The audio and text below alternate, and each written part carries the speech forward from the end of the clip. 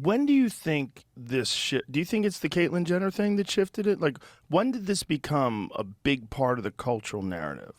Because I would have never imagined if you came up to me 20 years ago and said in 20 years from now, like, gender identity will be one of the big points of contention in our culture among politics.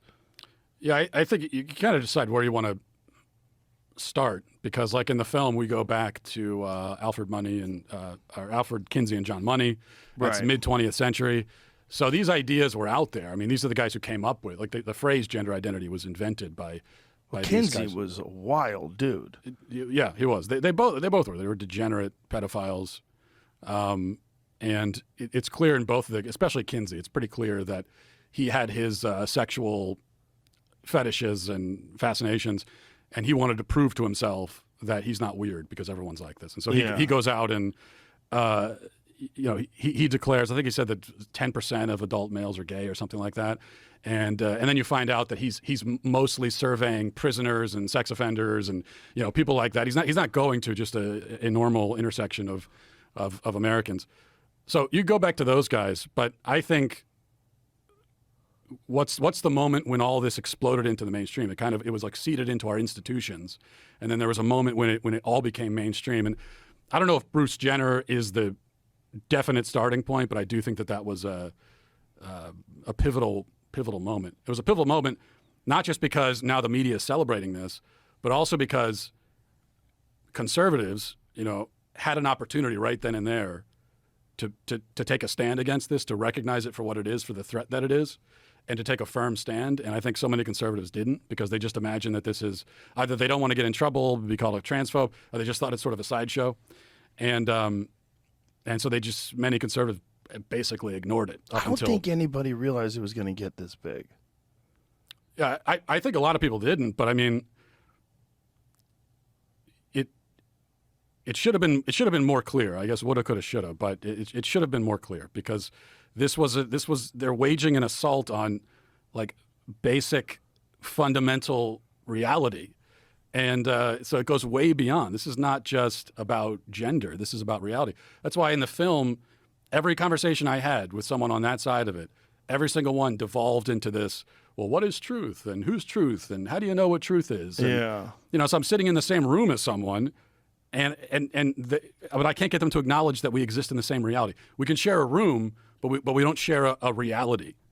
There was in the film, there's one woman that we talked to on the street, and she was giving me this, we all have our own truth thing. And then I said, well, what if it's my truth that you don't exist? And she said, well, then I don't exist.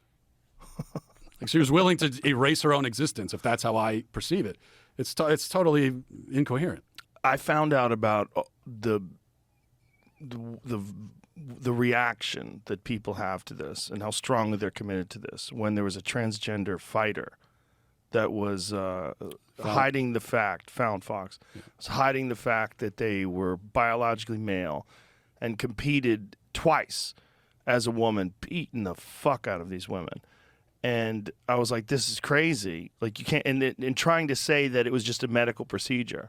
And when I thought rightly got angry at it, I saw all these articles written, all these pieces about how transphobic my position was and what a horrible person I was. Like, we're literally talking about someone not telling someone.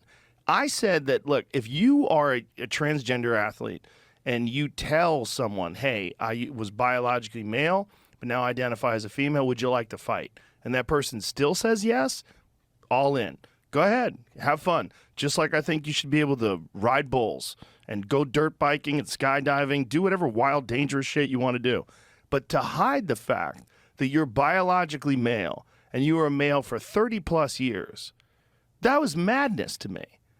But they had already drawn this line in the sand. And I remember arguing with someone on Twitter about it when this woman said she was always a woman. I go, even when this person impregnated a woman and had a child with them, she's like, even then.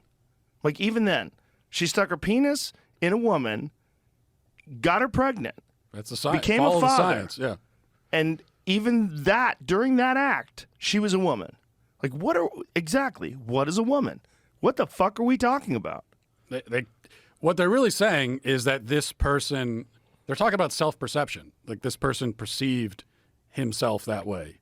But self-perception is not always reality. This is like, of course, we all, in most other contexts, we recognize that a person can have a self-perception that just is not true. It's just inaccurate.